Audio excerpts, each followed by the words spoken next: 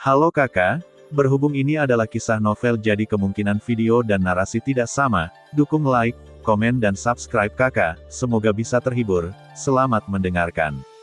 Ledakan. Di bawah serangan bertubi-tubi Raja Utara, pemuda itu akhirnya meledakkan perisai suara yang melilit tubuhnya keluar, yang juga menghantam balik tubuh Raja Utara. Ketika pemuda itu mengalihkan pandangannya ke arah Xiaoyan, kobaran api yang terus-menerus melompat di antara telapak tangannya membuat mata pemuda itu berkedut liar. Dia secara alami tahu tentang beberapa metode Xiaoyan sebelumnya.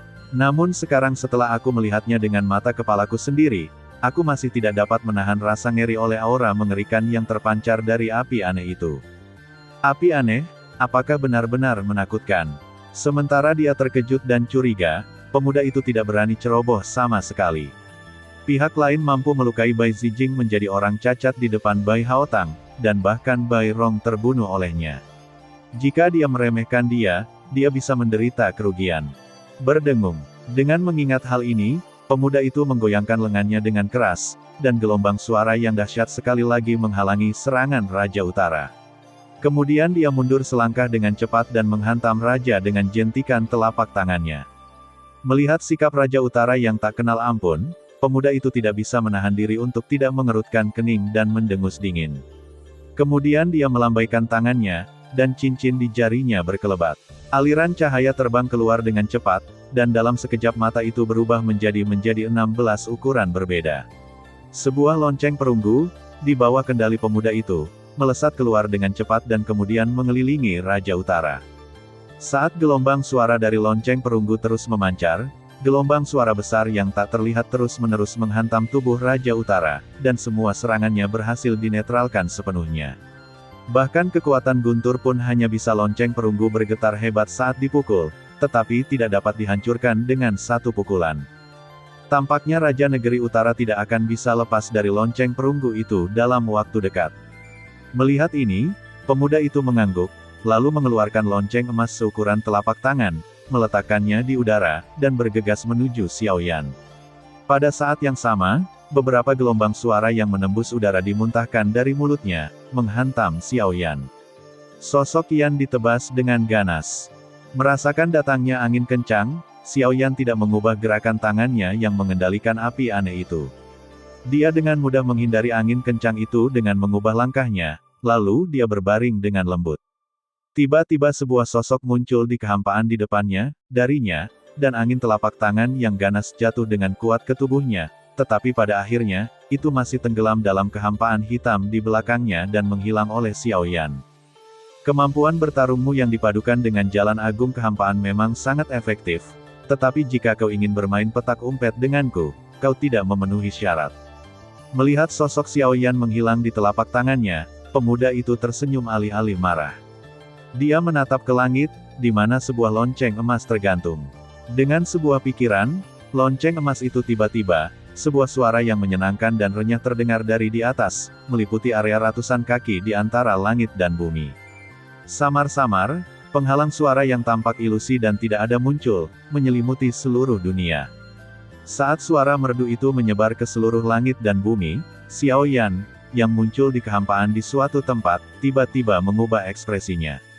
Pada saat lonceng emas aneh itu mengeluarkan suara, dupa penuntun jiwa yang jauh di dalam jiwanya ditekan. Meskipun dampaknya tidak menyeluruh, tetapi tetap saja membuatnya merasa terkejut. Dengung-dengung-dengungan. Kemudian, serangkaian suara Sansekerta yang memekakkan telinga tiba-tiba terdengar di antara langit dan bumi di sekitar Xiaoyan.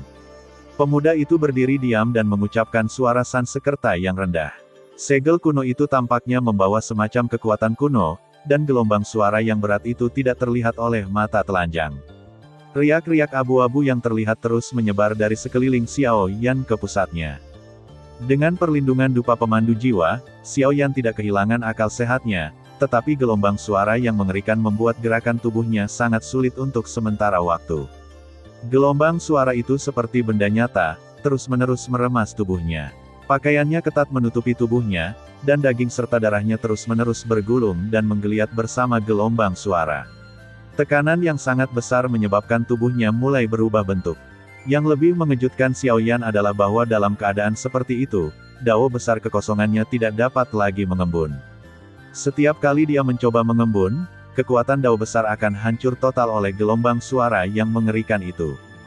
Tanpa daya, Xiaoyan hanya bisa mengendalikan api aneh yang belum menyatu sempurna di tangannya dengan susah payah. Pemuda itu tampaknya memiliki niat, dan suara bahasa Sanskerta yang diucapkannya menjadi semakin dalam, dan kekuatan gelombang suara di sekitar Xiaoyan menjadi semakin kuat, dan yang lebih menakjubkan lagi, jika Xiaoyan tidak dengan sengaja melatih kekuatan fisiknya di masa lalu, dia pasti sudah hancur menjadi pasta daging oleh gelombang suara itu. Minum. Sampai suatu saat, Xiaoyan menahan rasa sakit yang hebat di tubuhnya, wajahnya berubah, dan dia tiba-tiba mengangkat kepalanya dan mengeluarkan lolongan yang mencapai langit. Ada sedikit raungan naga dalam suaranya, yang langsung mengimbangi gelombang suara tak terlihat di atas dan mencapai lonceng emas. Di atas, tiba-tiba, lonceng emas itu bergetar sedikit, dan setelah bergetar beberapa kali, lonceng itu jatuh tak terkendali dari langit. Tanpa restu dari lonceng emas, mantra bahasa Sanskerta pemuda itu tidak dapat bertahan lama, dan dia hanya bisa terlihat sangat sedih. Dia mengulurkan tangannya untuk mengambil kembali lonceng emas itu dengan sikap canggung, lalu menatap Xiaoyan lagi dengan wajah muram, dan suasana hatinya langsung jatuh ke dasar. Raungan naga, kenapa kau punya benda ini? Pemuda itu tidak diragukan lagi sangat tertekan saat ini. Bukan hanya Soundwave Avenue, yang dia banggakan sebagai senjata tajam, ditekan oleh Soul Guiding Incense milik Xiaoyan, tetapi satu-satunya lonceng emas yang memungkinkannya untuk mendapatkan pijakan, di alam master sumber juga ditekan oleh auman naga. Itu mudah dipatahkan. Sebagai Yuan Zun yang bermartabat, dia tidak memiliki cara apapun untuk mengancam seorang Yuan Zong. Kalau hal seperti ini sampai bocor, bukannya malah jadi bahan tertawaan. Namun, Xiaoyan tidak punya waktu untuk memperhatikan hal-hal ini saat ini. Dia akhirnya menghilangkan rasa sakitnya sekarang. Dia terengah-engah dengan wajah pucat. Melihat wajah yang tidak pasti dari yang pertama, dia tidak bisa menahan diri untuk tidak berkata Jue mencibir beberapa kali, dan perlahan mengangkat tangannya. Teratai api yang indah melayang dengan tenang di udara, dan aura mengerikan yang dipancarkannya membuat pemuda itu menelan ludahnya, bahkan dengan tingkat kultivasinya. Rasa takut yang kuat. Ledakan. Pada saat ini, di kehampaan tak jauh dari sana, ekor naga Raja Utara menusuk dengan ganas dan menghancurkan lonceng perunggu lainnya. Secara alami, lonceng perunggu yang tersisa tidak dapat menghentikannya lagi. Kemudian, di depan Xiaoyan yang terkendali, dia kembali ke Xiao Shixian dalam beberapa kilasan. Dengan cara ini, situasi di lapangan berubah lagi. Xiaoyan merasakan energi dalam tubuhnya surut seperti air pasang, dan napasnya menjadi sedikit lebih berat. Dia segera menelan beberapa pil dan mengalihkan pandangannya dari teratai api di tangannya ke wajah pemuda di seberangnya. Sekarang, bisakah kamu memberitahuku siapa kamu? Xiaoyan mencibir. Mendengar ini, wajah pemuda itu tiba-tiba menjadi sangat jelek. Ketika dia hendak berbicara, ekspresi kedua orang itu berubah satu demi satu. Xiaoyan di sisi yang berlawanan melihat ke dataran di bawah bersamanya. Tidak jauh dari Xiao Xiu, seorang lelaki tua berjubah putih tiba-tiba muncul. Dia merasakan tatapan kedua orang itu dan bergerak lebih cepat. Dalam sekejap, dia sudah berada di depan Xiao Xiu. Dia mendekat dan mengangkat wanita itu dari udara tipis dengan tangannya. Kamu berani? Melihat ini, wajah Xiaoyan tiba-tiba menjadi marah. Dia mengangkat tangan yang mengendalikan teratai api tiba-tiba, seolah-olah dia akan membuangnya.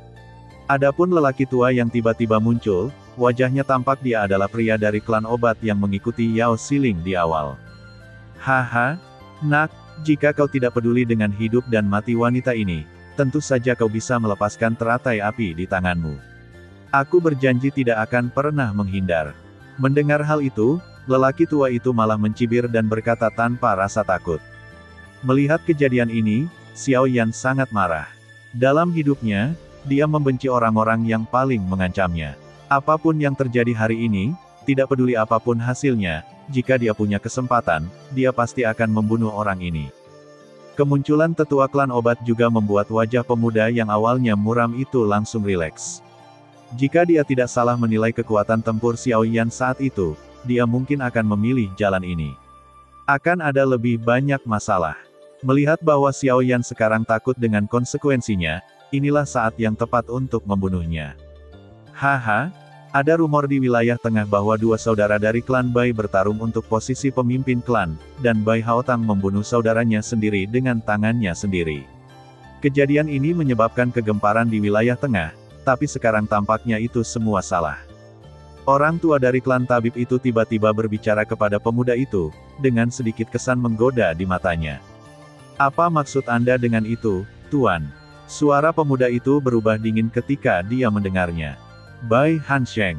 Orang tua itu perlahan mengangkat matanya, menatap wajah pemuda itu, dan mengucapkan kata demi kata. Setelah kata-kata ini keluar, ekspresi pemuda itu tetap tidak berubah, tetapi hatinya tergerak. Namun, dia menggertakkan giginya dan menggelengkan kepalanya dengan suara yang dalam. Saya tidak mengerti apa maksud Anda, Tuan Tua. Akan lebih baik jika Anda menjelaskannya dengan jelas. Pemuda itu perlahan-lahan mengepalkan tangannya di balik lengan bajunya. Pria tua itu tersenyum dingin dan melanjutkan. Dalam beberapa tahun terakhir, banyak saingan klan Bai, apakah mereka adalah tetua, murid inti, atau bahkan Grandmaster Yuan, telah meninggal secara misterius. Aku mendapat kehormatan melihat beberapa dari mereka yang meninggal. Bukankah itu mantranya? Anda baru saja melakukan casting. Arti dari perkataan orang tua itu sangat jelas. Begitu pasukan yang terluka di wilayah tengah mengetahui bahwa orang-orang di balik semua ini adalah orang-orang Bai, mengingat situasi saat ini antara orang-orang Xiao dan orang-orang Bai, semuanya akan menjadi sangat buruk. Bai Hansheng memejamkan matanya rapat-rapat, lalu membukanya lagi dan mengucapkan sepatah kata sambil menggertakkan giginya. Menjelaskan, haha, Tuan Bai adalah seorang ahli sumber, dan sikapnya luar biasa. Aku tidak punya permintaan lain. Kamu hanya perlu membunuh orang ini nanti, dan semua barang padanya, termasuk api aneh itu, akan diambil oleh saya. Lelaki tua itu menyeringai, seolah-olah sedang membicarakan masalah sepele. Adapun Xiao Yan, yang matanya penuh dengan niat membunuh, dengan Xiao Xiu yang menahannya, dia sudah menjadi orang mati baginya. Mendengar ini, Bai Hansheng menunjukkan ekspresi tidak senang di wajahnya, tetapi tangannya di balik lengan bajunya perlahan mengendur dan dia mencibir dalam hatinya. Jika memang begitu, dia akan menunggu sampai Xiao Yan terbunuh dan menggunakan kekuatan suara gelap untuk membuat lelaki tua dari klan obat itu kehilangan kesadaran sejenak. Belum lagi api aneh milik Xiao Yan, bahkan lelaki tua itu dirinya harus mati di sini.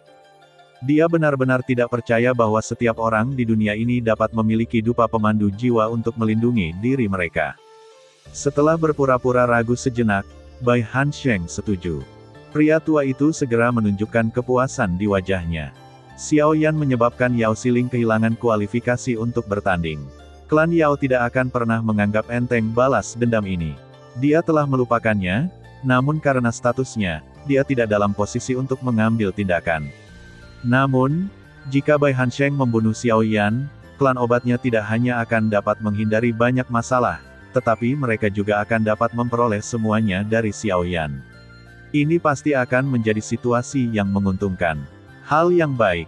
Adapun Xiao Yan saat ini, matanya tertuju pada Xiao Xiu di depan lelaki tua itu. Dia tidak diragukan lagi sangat cemas, dan dia tidak berani membubarkan budas Fury Lotus di tangannya. Ini adalah satu-satunya alat tawar-menawar yang dia miliki, dapat digunakan untuk menukar keselamatan Xiao Xiu. Tentu saja dia tidak bisa melepaskannya begitu saja. Dia bahkan mungkin harus menghancurkan api aneh itu sendiri agar bisa bertahan hidup. Wah, aku tidak akan membuang-buang napasku untukmu. Aku hanya akan menghitung sampai 3. Jika kamu tidak membubarkan teratai api, hidup gadis ini akan berakhir di sini.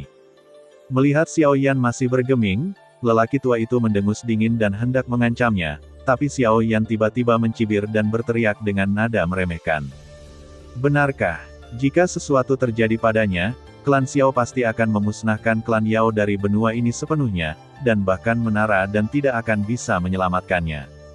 Dia berani. Mendengar ini, wajah lelaki tua itu menjadi gelap, tetapi yang pertama mencibir, menunjuk 2 jari ke arah lelaki tua itu, menggertakkan giginya dan berkata, "Jika Anda tidak percaya, Anda bisa mencobanya."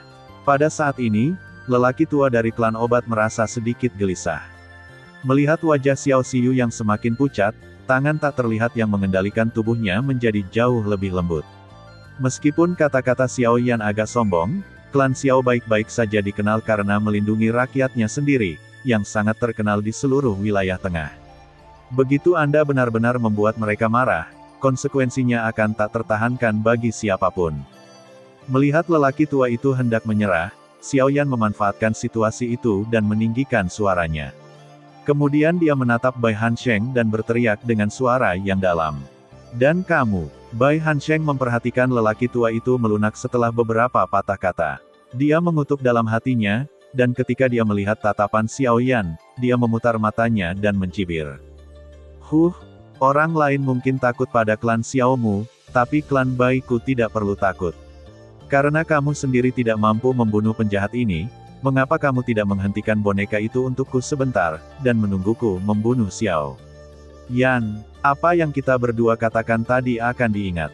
Itu masih penting. Begitu dia selesai berbicara, Bai Hansheng bertepuk tangan dengan keras, dan lingkaran gelombang suara tak terlihat lainnya dengan cepat menyelimuti tubuhnya. Lonceng emas yang sebelumnya diam juga terangkat lagi dan melayang di depan dadanya. Meskipun tidak ada adegan sebelumnya, tetapi itu juga membuat perisai suara di sekitarnya beberapa kali lebih kuat. Adapun lelaki tua itu, setelah mendengar kata-kata ini, matanya menyapu bola-balik antara Raja Utara dan teratai api di tangan Xiao Yan sejenak, dan akhirnya bereaksi, lalu melintas dan muncul di kehampaan tidak jauh dari Raja Utara. Di atas.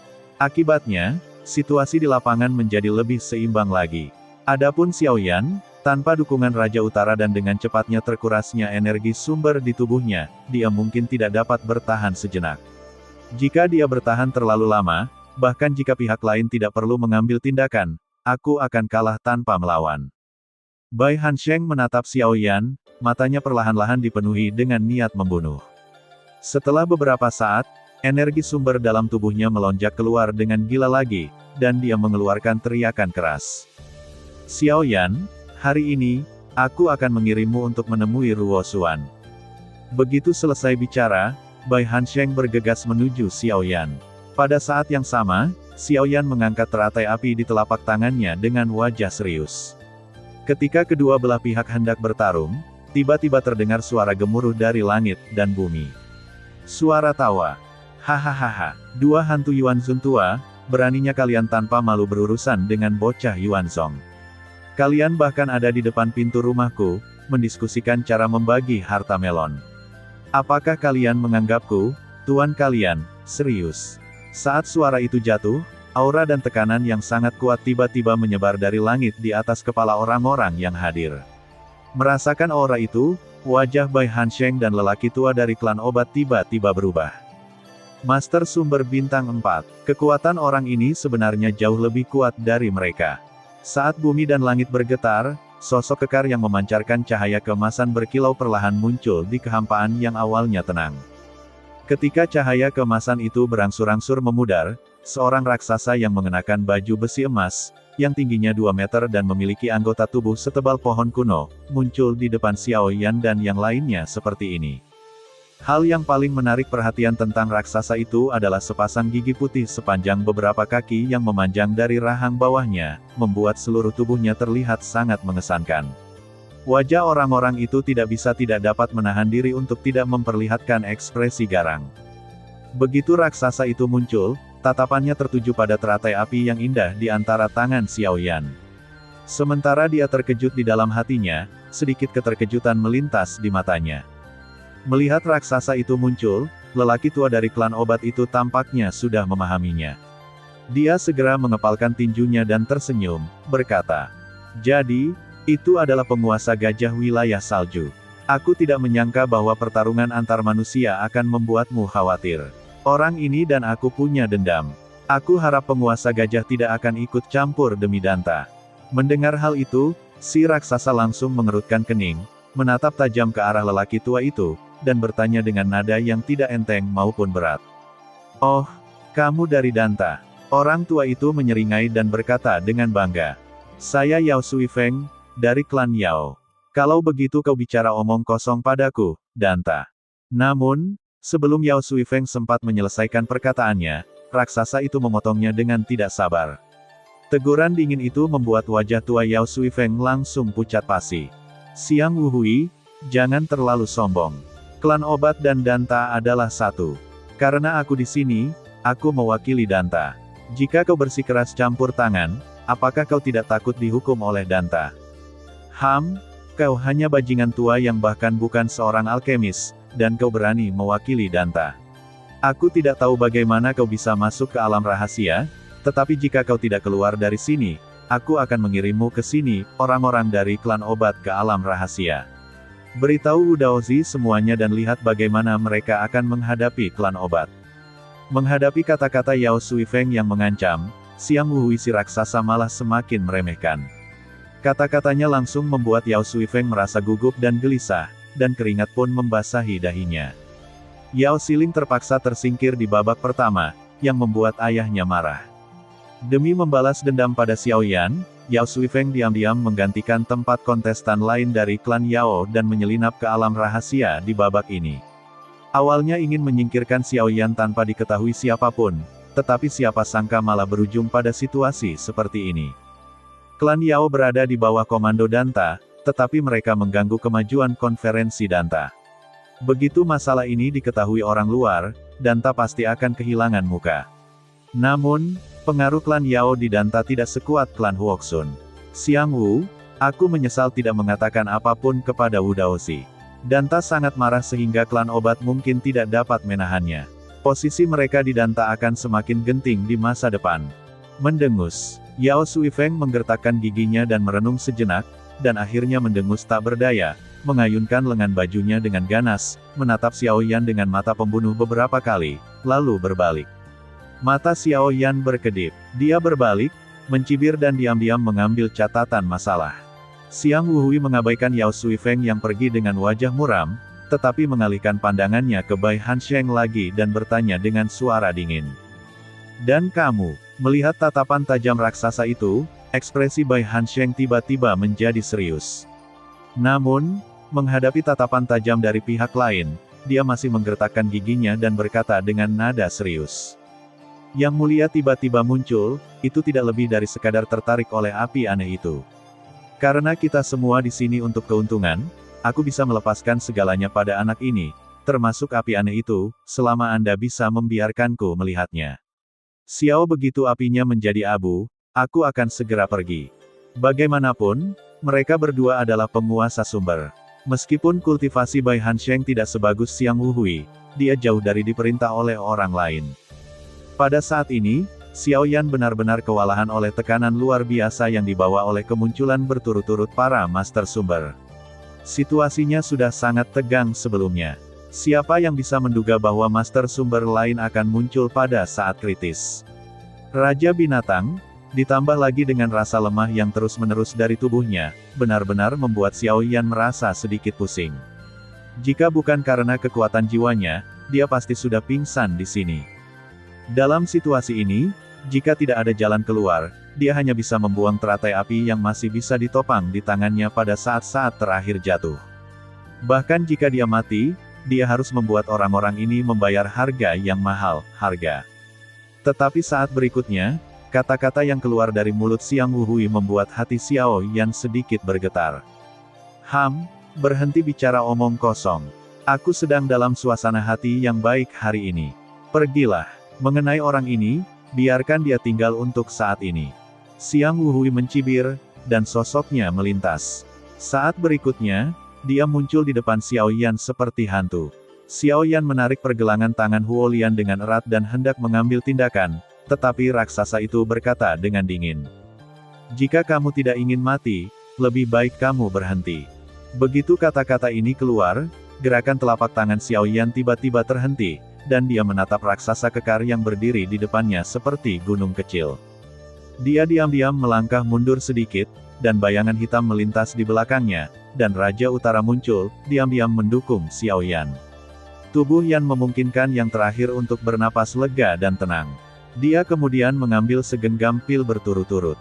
Setelah kekuatan obat menyebar dari tubuhnya yang awalnya kelelahan juga untuk sementara waktu mendapatkan sedikit kekuatan. Tindakan ini hanya berlangsung sesaat, jadi setelah mendengar kata-kata Xiang Wuhui, ekspresi Bai Hansheng yang awalnya serius berubah sepenuhnya suram, dan dia berkata, Sesuai dengan niat yang mulia, apakah Anda ingin melindunginya? Apakah kamu menanyaiku? Xiang Wuhui memutar tubuhnya dan menatap langsung ke arah Bai Hansheng dengan tatapan mendominasi. Pada saat yang sama, tekanan kuat di tubuhnya juga mengintimidasi pihak lain. Merasakan kekuatan lawan, wajah Bai Hansheng yang muram tak dapat menahan diri untuk tidak menunjukkan sedikit amarah. Saat amarahnya memuncak di dalam hatinya, dia terlalu malas untuk bersikap sopan dalam perkataannya dan tertawa marah. Oke, kamu benar-benar berani. Kamu ingin merebut orang dari tanganku begitu kamu muncul. Apakah kamu benar-benar berpikir bahwa kamu dapat melakukan apapun yang kamu inginkan hanya karena kamu lebih kuat dariku? Meskipun kekuatanku tidak sebagus milikmu, manusia di alam rahasia ini adalah penguasa sumber, jumlahnya banyak, aku tidak percaya mereka akan acuh tak acuh terhadap api aneh itu. Kau mencari kematian. Tepat saat Bai Hansheng selesai berbicara, Xiang Wuhui menghilang ke udara tipis. Kemudian, terdengar suara gemuruh yang memekakkan telinga. Seorang raksasa tiba-tiba muncul di tempat Bai Hansheng baru saja berdiri. Kekuatannya yang mengerikan mendorongnya ke tanah. Perisai suara melilit tubuhnya, mulai bergetar hebat dan tak terkendali, memancarkan gelombang suara tak kasat mata yang terdistorsi. Suara gelap antara langit dan bumi bergema kembali, dan gelombang suara aneh mengguncang pikiran Xiang Wuhui. Itu adalah rasa sakit yang menyengat. Bai Hansheng melirik Xiang Wuhui yang menggelengkan kepalanya dan memaksakan diri untuk berkonsentrasi, lalu mencibir. Tatapannya yang muram langsung tertuju pada Xiao Yan, dan dia berkata dengan suara yang sangat dingin. Haha, Xiao Yan, kita akan bertemu lagi di masa depan. Aku akan terus mengawasimu sampai kau mati. Begitu kata-kata itu jatuh, dan tepat ketika Xiang Wuhui mengerutkan kening dan kembali sadar, ledakan sonik tiba-tiba terdengar di belakang Bai Hansheng, dan sosoknya melesat keluar dalam sekejap. Setelah beberapa ledakan sonik terdengar, dia benar-benar menghilang. Penglihatan Xiao Yan. Terima kasih sudah mendengarkan kakak dan yang sudah subscribe. Untuk yang belum subscribe yuk subscribe kakak dan yang minat support jadi member klik tombol gabung kakak. Semua cerita sudah Mimin simpan di playlist supaya bisa kakak ikuti. Bila suka cerita Mimin jangan lupa subscribe channel Mimin dan share channel Mimin ke seluruh penjuru benua. Terima kasih.